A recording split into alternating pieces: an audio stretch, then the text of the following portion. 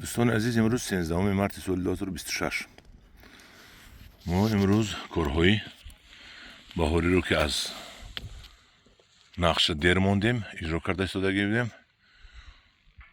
نیهول فروشی کردیم و دیر کردیم.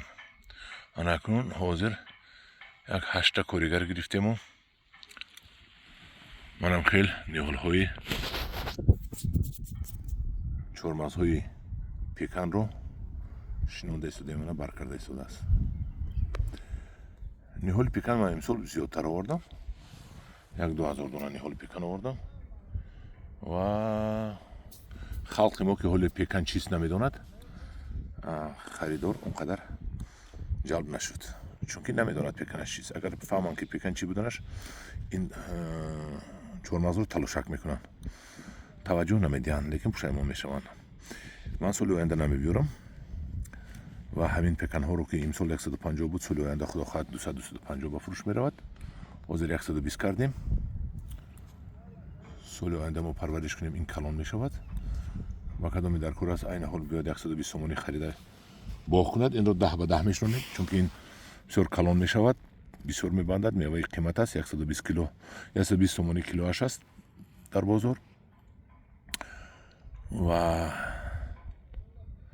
شما برد میکنید. اگر از این نیهول خریداری کنید، البته برد میکنید، برکرده ایستاده است، در درونی لویش است، در درون لویش که است کفالت بسیار است.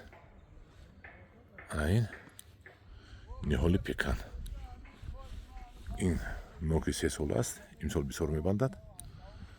من کارگرها پیکان ها رو برده هم خیلی قطار شنونده ایستادن.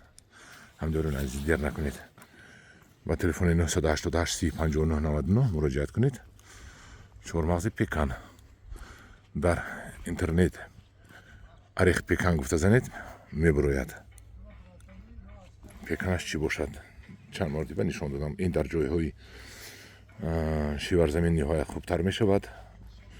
این را آب دادن در کار در لالمیان نمی شود و خوب نمی شود. در زمین های آبی خوب می شود، در جای های گرم نغز می شود.